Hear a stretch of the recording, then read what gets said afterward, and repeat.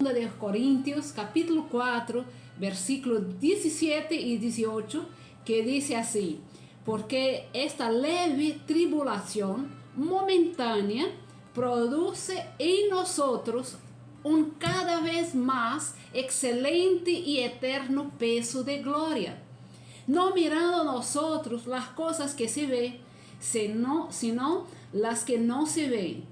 Pues las cosas que se ven son temporales, pero las cosas que no se ven son eternas. Interesante, la palabra de Dios es vida para nosotros, queridos. Dice que este momento que vivimos y las tribulaciones que vienen sobre nosotros son leves y momentáneas tribulaciones. No es por siempre la tribulación que quizás usted esté pasando, mi amado hermano, hermana, mi amado oyente que me está escuchando.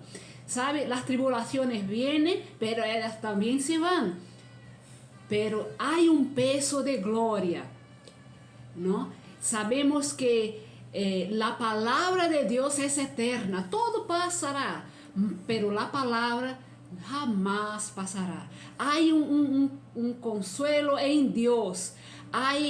En Dios hay respuesta para esta dificultad que usted está pasando. Entonces ponga su mirada en el Señor, que sus ojos estén fijos en el Señor, porque Él es el alto y Él es el alto de su vida. Amén. Aleluya. Entonces en Él hay solución para todos los problemas.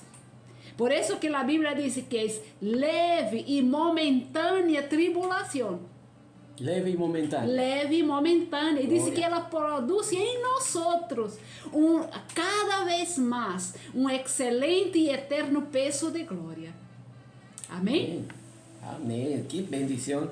Aleluya. Estamos en este mundo y tenemos momentos donde llega el día malo, como dice en el libro de Efesios, en el cual nosotros debemos presentarnos listos para permanecer firmes, vestidos de toda la armadura de Dios y confiando, como esta promesa nos menciona, de que es apenas un momento pasajero. Es un momento de adversidad, sí, pero que es momentáneo.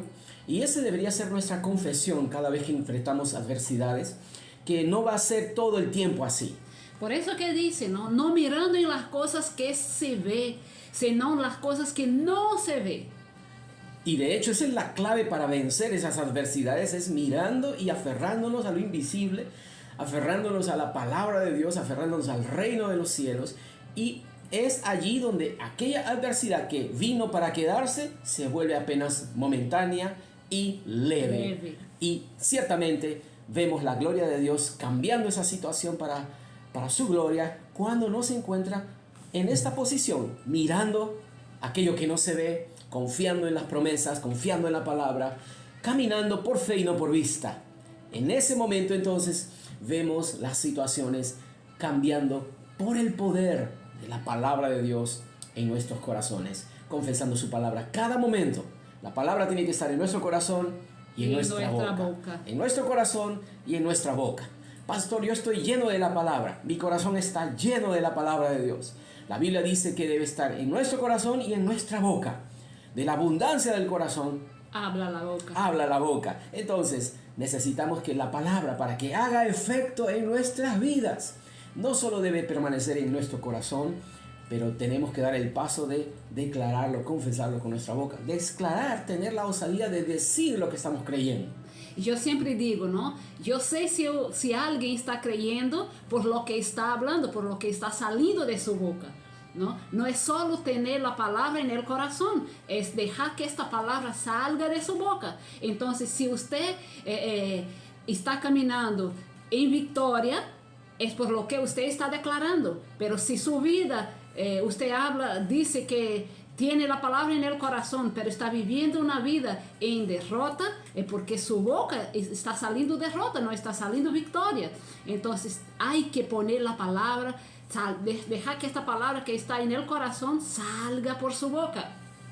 Entonces la Biblia nos llama a ser creyentes, y siempre yo digo así, creyentes que creen, porque hay una diferencia, existen creyentes incrédulos, pero queremos ser de los creyentes que creen. Amén. Amén. De los creyentes que creen. Dios nos dio condiciones, Dios nos dio capacidad para creer.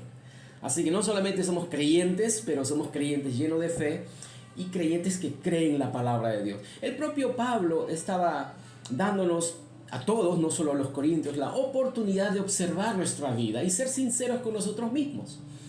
Y Pablo decía de esta forma: probad si estáis en la fe.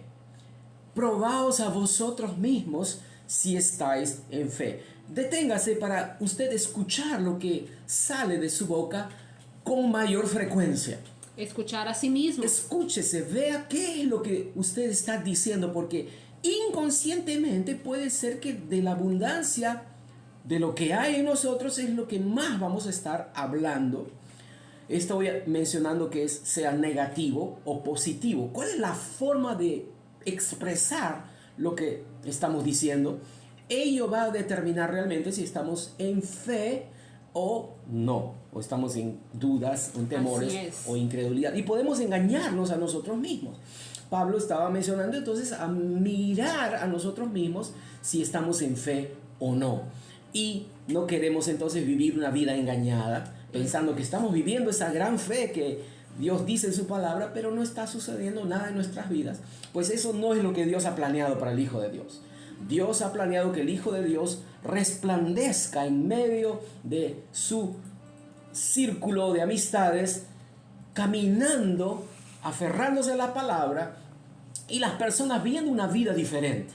Es decir, cuando Abraham estuvo caminando sobre la tierra, los enemigos de Abraham comenzaron a dejar a un lado sus enemistades y comenzaron a querer hacer un pacto con Abraham, un pacto de paz, porque decían: porque Dios está contigo.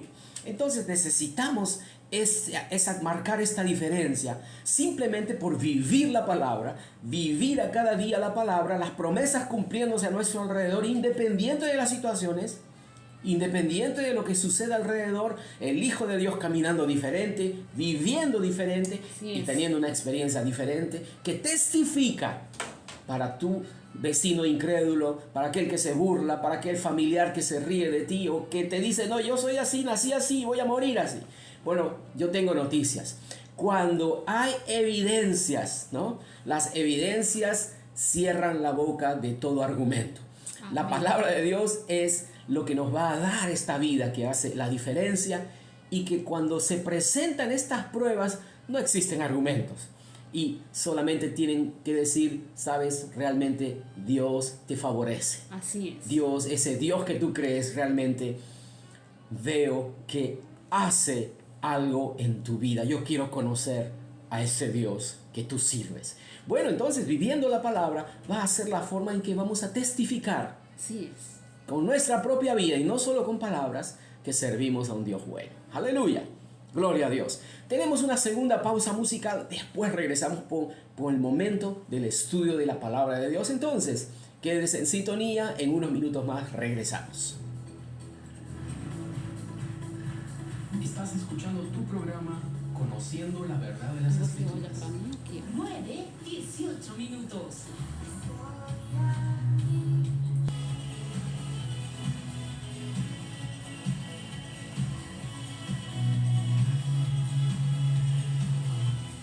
Estamos en su programa Conociendo la Verdad de las Escrituras, y como mencionamos, este es un programa que tiene la intención de explicar, tomar tiempo para aprender de la palabra de Dios y dejar que ella establezca la fe en nuestros corazones. Estamos en un asunto maravilloso: sanidad divina, sanidad por el poder de Dios.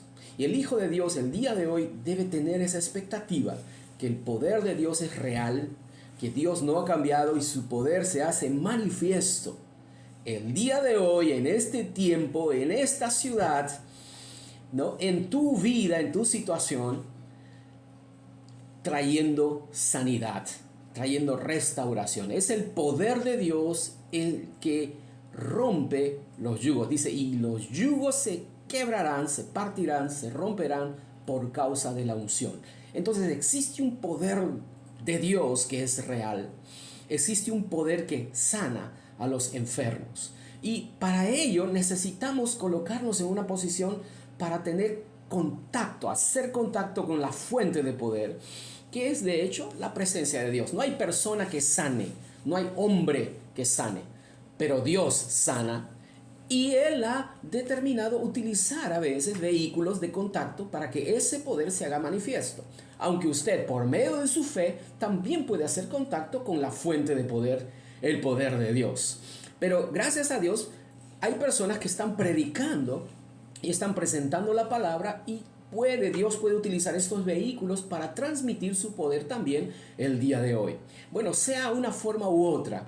Si usted necesita una sanidad en su cuerpo, si usted necesita el poder de Dios tocando tu cuerpo para traer un milagro, una sanidad, pues entonces quédese sintonizado porque necesitamos la exposición de la palabra que produce fe en nuestros corazones y por medio de esa confianza que tenemos en su palabra, tomamos de la provisión de Dios. En el libro de Salmo 103, el salmista David decía de esta forma: bendice alma mía a Jehová, y bendiga todo mi ser su santo nombre.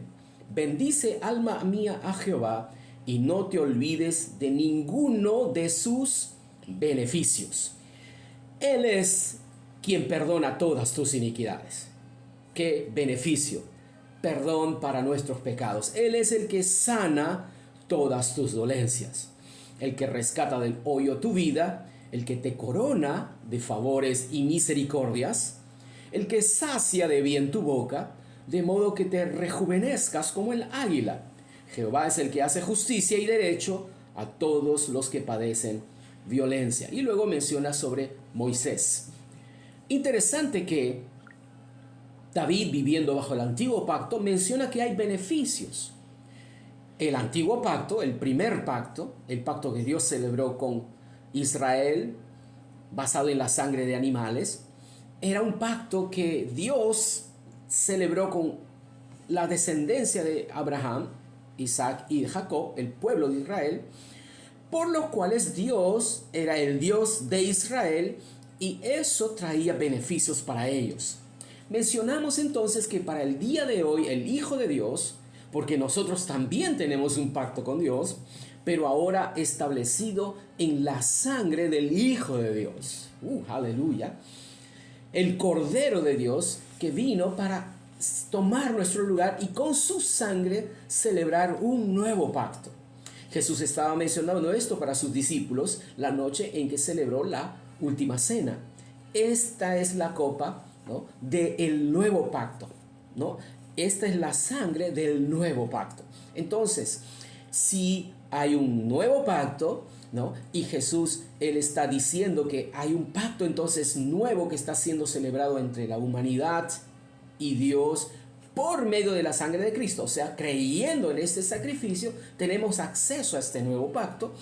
Ciertamente tiene también beneficios. Siempre hemos presentado entonces a la sanidad divina no como una gracia por alcanzar, si es que alcanzamos su misericordia, no es algo distante, algo lejano o algo que Dios no tiene la intención de darnos, sino al contrario, sanidad es un beneficio, es un privilegio, es un beneficio de pacto, aleluya. Es algo que nos corresponde por derecho. Una vez más, no es una gracia distante por alcanzar, es un derecho. Alguien lo mencionó de esta manera: la sanidad es el pan de los hijos. Y ciertamente usted es un hijo, una hija de Dios, que nos dio por medio de la fe en Cristo Jesús el derecho de sentarnos en la mesa y tomar, recibir de lo que está provisto en esta mesa. Aleluya. Gracias a Dios. Bueno, yo creo que este entendimiento ya va a traer una fe diferente en tu corazón, va a traer consuelo. Ya no va a ser algo tan lejano, tan distante, sino algo que tú tienes derecho de recibir. Gracias a Dios. En el libro de 2 de Corintios, sin embargo, vamos a encontrar algo que trae confusión a las personas. Y estuvimos hablando sobre el aguijón de Pablo. Acompáñenme en 2 de Corintios en el capítulo 12, donde Pablo lo menciona. Y digo que esto ha traído mucha confusión. Mi propósito no es levantarme como el que tiene la razón por encima del resto de opiniones. Al contrario, mi deseo es ayudarte a ti, hijo de Dios, a recibir lo que te corresponde por derecho de hijo. Aleluya. Usted es un hijo de Dios, usted es una hija de Dios y tiene derecho a su sanidad por encima de las opiniones de las personas. Entonces no puede ser posible que la tradición impida a algunos de los hijos de Dios de recibir lo que les pertenece. Entonces mi deseo no es levantarme como la voz que tiene la verdad. Al contrario, mi deseo es simplemente ayudarle a usted, hijo de Dios, hija de Dios, a recibir lo que le corresponde. Aleluya. Vamos entonces a leer nuevamente solamente algunos pasajes puntuales para no redundar y no dejar que el tiempo corra tan rápido. Y realmente Pablo menciona aún la razón por la cual este aguijón le fue dado. Él dice que fue por causa de las visiones y revelaciones que él recibió para luego comunicar a las personas las buenas noticias. No eran malas noticias, eran realmente, más adelante vamos a volver a mencionar, el misterio que estaba escondido en Dios, que de hecho es algo poderoso. Dice, Cristo en vosotros es la esperanza de gloria. Realmente esto puso al enemigo, al diablo, temblando desde sus bases, y dice que le asignó, ¿no?, alguien para que lo estorbe, para que lo abofetee. Eso lo dice en el verso 4, ¿no?, en adelante, para que la grandeza de estas revelaciones no lo exalte desproporcionadamente, no alcance el tamaño, la proporción, se salga del control del enemigo. Le fue asignado, verso 7, para que la grandeza de las revelaciones no me exalte desmedidamente, me fue dado un aguijón en mi carne, y menciona cuál es la fuente de este aguijón, de esto que iba a resistirlo o presentar oposición. Un mensajero de Satanás. Esto no fue algo un deseo de Dios para Pablo, esto fue algo de intención única del enemigo. Un mensajero de Satanás, para que lo abofetee, para que no me enaltezca sobremanera. El propósito es de mostrar a usted que se ha presentado una tradición, y como hemos visto, las tradiciones pueden anular el efecto de la palabra. Por lo tanto, yo voy no en contra de lo que se enseña, sino voy en contra de la tradición, porque la tradición anula la palabra, y mi corazón es exaltar la palabra. Aleluya. Para que usted reciba lo que le corresponde y lo que Cristo pagó con su sangre, conquistó con su sangre para ti. No puede ser que una tradición del enemigo te detenga de recibir tu herencia. Vamos entonces a destruir esa vaca sagrada el día de hoy. Yo lo llamo así porque a veces la gente idolatra cierta postura teológica y dice, no, pero esto dice, yo creo así, y a veces es contrario a la palabra de Dios. Veamos lo que dice. Pablo entonces estaba hablando de ese mensajero para que no lo abofetee, para que no se enaltezca de manera desmedida. Yo he encontrado dos razones por las cuales hay aguijones, o como lo menciona Pablo aquí, ¿no?, una oposición espiritual. Un mensajero de Satanás, una oposición espiritual.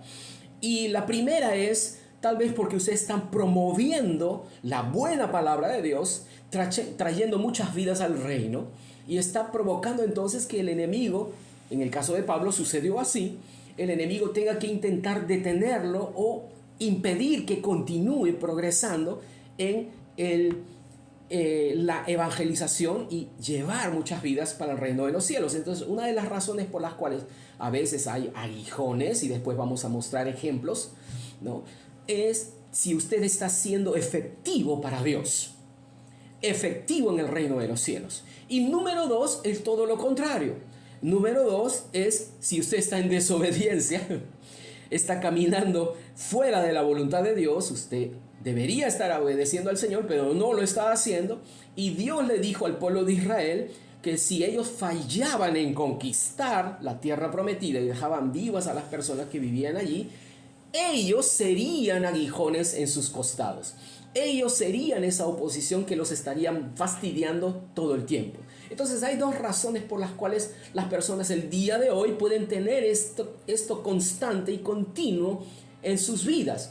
Número uno, si estás haciendo efectivo para el reino de los cielos, si estás avanzando y llevando la buena palabra, la sana doctrina, Entonces, ciertamente vamos a tener resistencia de parte del enemigo.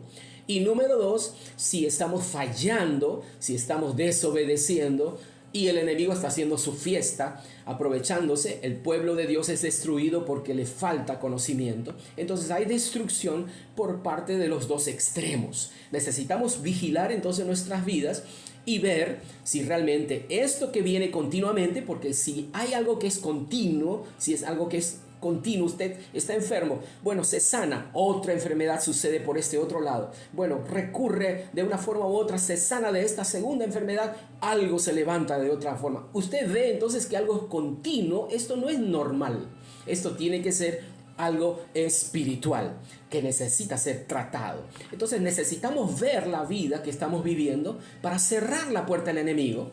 O si es algo que estamos haciendo por causa del evangelio, pues animarnos y seguir avanzando, gracias a Dios, y seguir llevando la buena palabra, porque a mayor oposición, donde abunda el pecado, sobreabunda la gracia.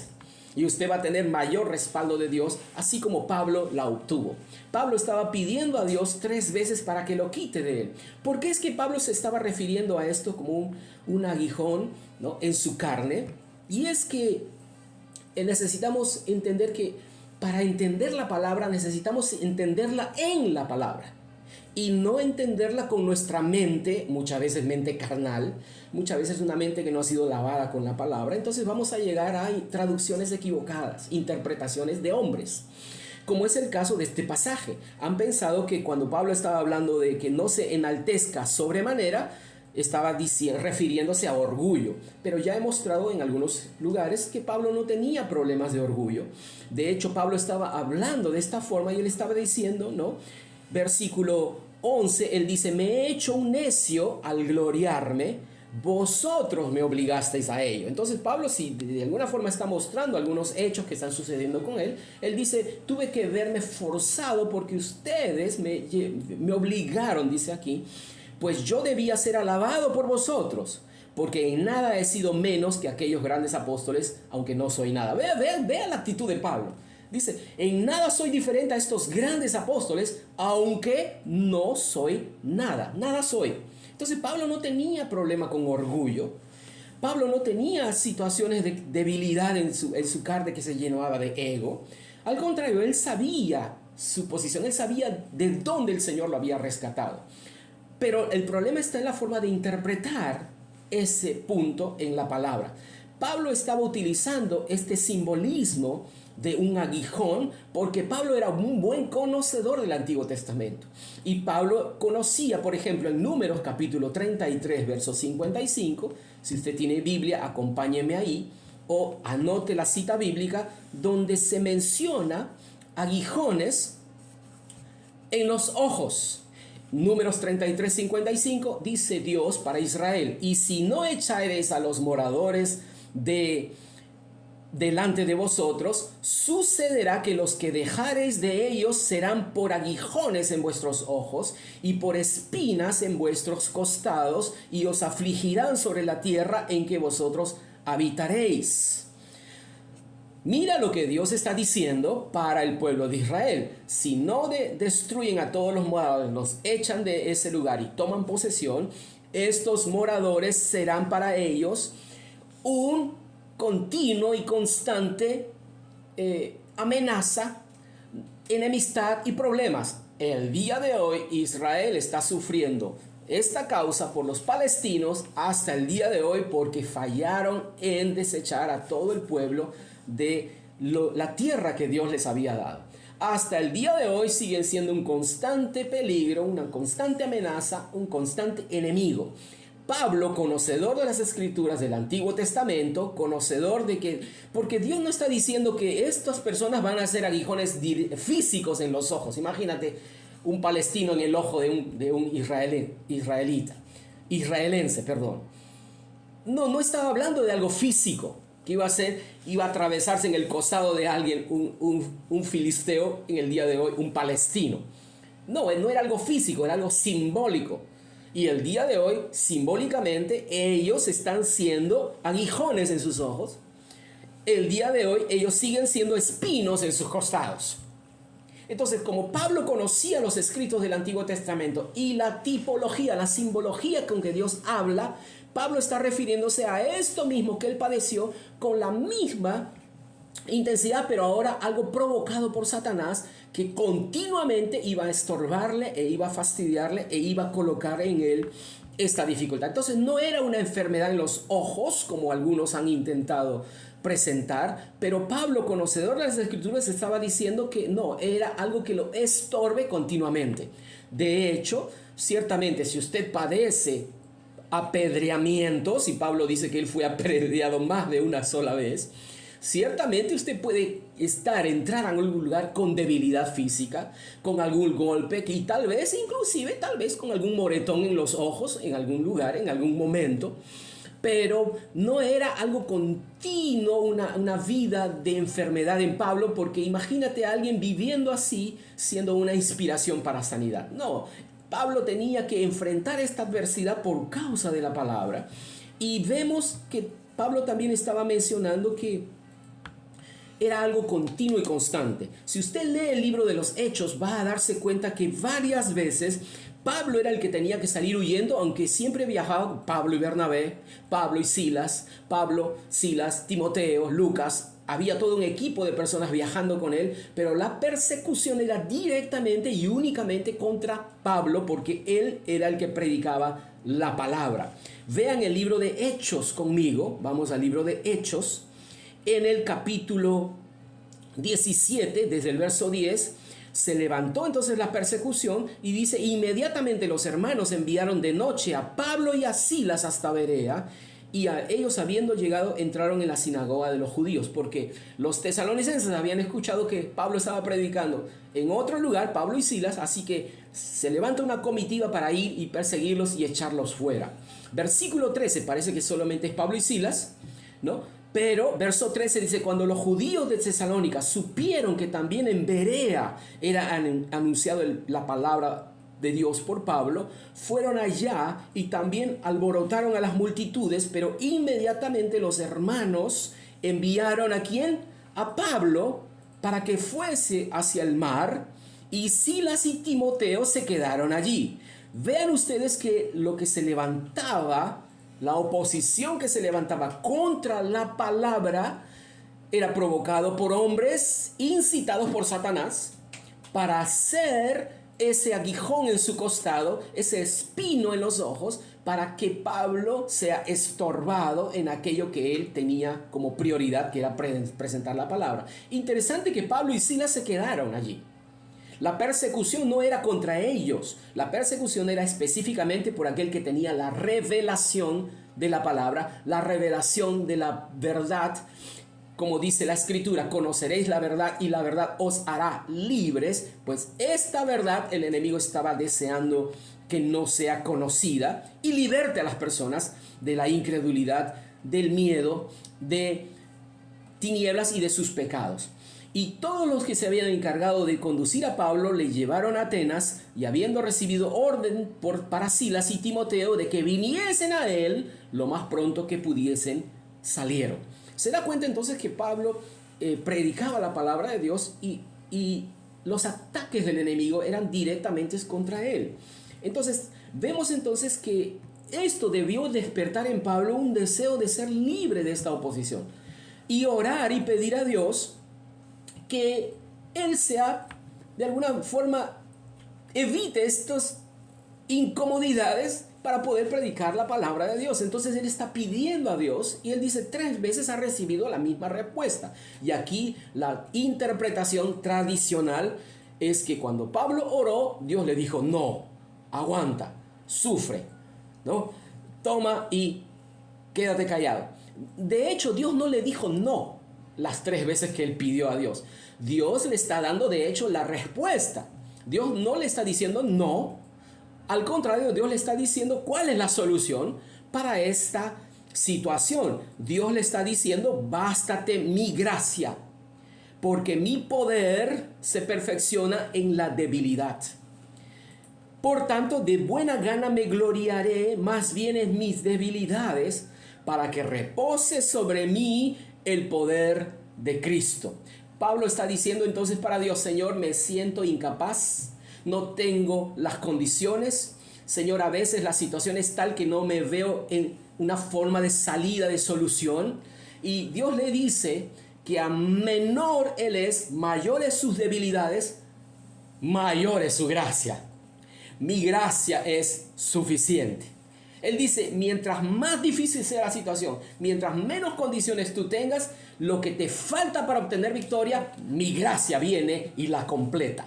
Mi gracia es suficiente. Mi gracia te basta. Por eso es que Pablo dice, entonces me voy a gloriar porque cuando soy débil, entonces soy fuerte. Porque su gracia, su poder se perfecciona o completa nuestras debilidades. Entonces Pablo dice, entonces a menos condiciones tengo yo para tener victoria en lo que he sido llamado a hacer, mayor es el respaldo que viene de Dios para conquistar, obtener y vencer. Dios estaba diciendo, hey Pablo, a la primera, mi gracia completa todo lo que te falte. Señor, pero tú no entiendes los problemas que las dificultades que estoy pasando por causa de esto y de esto. Hey Pablo, mientras más débil eres, mayor mi poder, mi gracia te basta. Señor, pero necesito que me ayudes porque esto no puede continuar así, no puedo seguir predicando. Hey Pablo, mi gracia completa. Mientras más débil eres, mayor mi respaldo. ¿Cómo? ¿Qué cosa, Señor? Sí, mientras menos condiciones naturales tengas, mi poder mayor se va a evidenciar para que de esta forma, a mayor oposición, mayor respaldo. A mayor oposición del enemigo, mayor el respaldo que viene del cielo para que tú tengas la victoria. Pablo dice, wow, padre, no tenía entendimiento, ahora ya sé que ahora mientras más débil me encuentre en mí mismo, mayor el poder de Dios para darme la victoria. Vean en el capítulo 11, Pablo estaba mencionando situaciones donde era sin esperanza. En el 2 de Corintios, en el capítulo 11, él dice en el versículo 16 en adelante, 2 Corintios 11, dice, otra vez digo que nadie me tenga por loco, o de otra manera recibidme como al loco, para que yo también me gloríe un poquito. Lo que hablo no lo hablo según el Señor, sino como en locura, con esta confianza de gloriarme.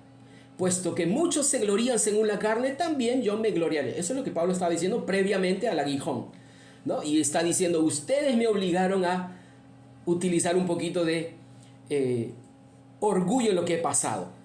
Él dice en el versículo 24, de los judíos 5 veces he recibido 40 azotes menos 1, 3 veces he sido azotado con varas, 1 vez he sido apedreado, 3 veces padecido naufragio, 1 noche y 1 día he estado náufrago en alta mar, en caminos muchas veces, en peligros de ríos, peligros de ladrones, etcétera, etcétera, etcétera. Voy a leerlo con más cuidado. Peligros de ladrones, peligros de mi nación, peligros de los gentiles, peligros en la ciudad, peligros en el desierto, peligros en el mar, peligro entre falsos hermanos, en trabajos, en fatigas, en desvelos, en hambre y sed, en mucho frío y en desnudez. Además de otras cosas, lo que se me agolpa cada día, la preocupación por todas las iglesias. ¿Se da cuenta que en ninguna de estas cosas que Pablo padeció, él menciona enfermedad? Enfermedad física. ¿Se da cuenta que Pablo no dice que lo que él padeció era enfermedad en los ojos, enfermedades aquí y allá? Pablo decía persecuciones, problemas, peligros de personas. Ahora, Pablo más abajo está diciendo, ¿quién no enferma y yo no enfermo? Pero él no está diciendo que él vivía enfermo, él está diciendo, yo soy igual que ustedes, yo también. Yo no soy de fierro. ¿Quién tiene hambre? ¿Acaso yo tampoco no tengo que pasar hambre? ¿A quién se le hace tropezar y yo no me indigno?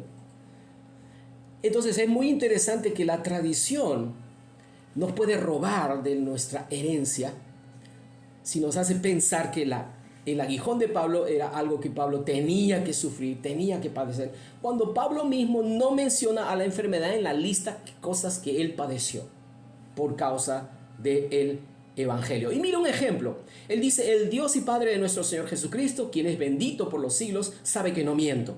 En Damasco, el gobernador de la provincia del rey Aretas guardaba la ciudad de los damasenos para prenderme. Miren la situación en que Pablo cayó, de que han cerrado toda la ciudad por causa de él, y él no tiene salida, lo agarran sí o sí, ¿no? Lo prenden y por supuesto no es para hacerle cariños, era para meterlo preso, para castigarlo y tal vez llevarlo de alguna forma a la muerte.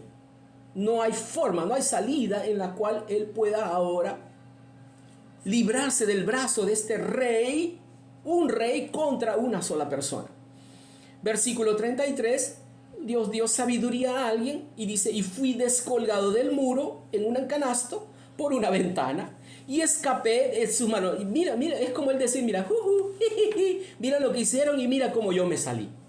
En otras palabras, vemos que a mayor oposición, Dios siempre trajo victoria y le daba a él condiciones de vencer esas situaciones. Entonces Pablo estaba hablando de estas situaciones. En el capítulo 12, Pablo vuelve a mencionar las cosas de las cuales ahora él se gloría. Miren ustedes en 2 de Corintios capítulo 12, 2 Corintios capítulo 12, y volvemos a leer las cosas que Pablo dice que él padeció por causa del evangelio. Verso 10, 2 Corintios 12, verso 10 dice, por lo cual, por amor a Cristo, me gozo en las debilidades. En otras palabras, ¿no? Flaqueza, debilidad. En afrentas, en necesidades, en persecuciones, en angustias, porque cuando soy débil, entonces soy fuerte. Entonces Pablo no menciona otra vez en su lista de cosas que él padeció por el evangelio, en ningún momento muestra enfermedad física. Solo son afrentas, persecuciones, y ciertamente si a veces tú tienes que estar en el mar, en el frío, ¿no? Vas a sufrir, vas a padecer cosas, pero que son momentáneas. Son por causa de predicar el evangelio. Gracias a Dios. Volviendo entonces a nuestro asunto, vemos que cuando la Biblia nos habla acerca de la humildad, hay que tener entendimiento de que el diablo no es el que va a ir atrás de alguien que se llene de orgullo para que no se llene de orgullo. Al contrario, el enemigo desea que las personas se llenen de orgullo. Feliz. Y que el diablo no te va a cuidar de que no te llenes de orgullo. El diablo está feliz. Entonces es una interpretación muy risoria de que el enemigo le asignó un mensajero, Satanás le asignó un mensajero para que no se llene de orgullo. Y vamos a entender algo. Ni siquiera Dios, voy a decir así, haciendo la diferencia entre el Antiguo Testamento y el Nuevo Testamento, en la Biblia, en el Nuevo Testamento, nos hace a nosotros responsables del orgullo, de llenarnos de orgullo o no, de desechar el orgullo y mantenernos humildes. Y nos da el ejemplo de Jesucristo. Nos dice en Filipenses en el capítulo 2 que haya en nosotros el mismo sentir que hubo en Cristo, el cual, siendo igual a Dios, no tomó el ser igual a Dios como algo que aferrarse, sino que se despojó a sí mismo, haciéndose obediente, ¿no? Dice, se humilló a sí mismo. ¿Quién es el que está a cargo del orgullo, de la medida de orgullo y de la humildad en nuestras vidas? Somos nosotros mismos. Nosotros debemos desarrollar el mismo sentir que Cristo tuvo, de humillarse a sí mismo y hacerse obediente a la voluntad de Dios. Dice en el libro de Pedro, 1 Pedro capítulo 5, dice, igualmente vosotros jóvenes estad sujetos a los ancianos y todos sumisos unos a otros, revestíos de humildad. ¿Por qué? Porque Dios resiste a los soberbios y da gracia a los humildes. Entonces, vemos que nosotros somos los que debemos cuidar de nuestra humildad. No es el diablo el que está a cargo de nuestra humildad y nuestra medida de humildad y sacar el orgullo de nuestras vidas. Somos nosotros mismos. Somos nosotros los que estamos a cargo de desarrollar humildad en nuestras vidas por nosotros mismos. Verso 6. Humillaos pues bajo la poderosa mano de Dios. ¿Para qué? Para que Él os exalte cuando fuere tiempo. Vemos entonces que la tradición hace mucho daño y nos quita de nuestros beneficios. Pero el día de hoy yo tengo la seguridad que en nuestros corazones vemos cómo el enemigo ha estado intentando engañarnos con tradiciones, con interpretaciones que no encajan con lo que la palabra de Dios nos dice, intentando cerrarnos, poner dudas en nuestro corazón y robar el beneficio que tenemos como hijo de Dios. El día de hoy yo vengo a decirte que la sanidad te pertenece, es tuya por derecho. Jesucristo cargó tus enfermedades y tus dolencias en la cruz, para que nosotros, estando muertos a los pecados, vivamos a la justicia, y por cuya herida fuimos sanados. Yo oro por usted ahora en el nombre de Jesús, y creo que la venda está cayendo de nuestros ojos, y el pueblo de Dios se levanta con fe genuina, sincera, para tomar posesión de lo que les pertenece. Padre, yo oro por mis hermanos que estarán viendo y recibiendo tu palabra el día de hoy, que tu poder se haga manifiesto para confirmar tu palabra, y sus cuerpos comienzan a percibir tu poder envolviéndolos, como un abrigo que viene de algún lugar, y es la cobertura de tu poder sanador, la virtud sanadora, alcanzando sus cuerpos enfermos. Si ese es usted, reciba su sanidad ahora.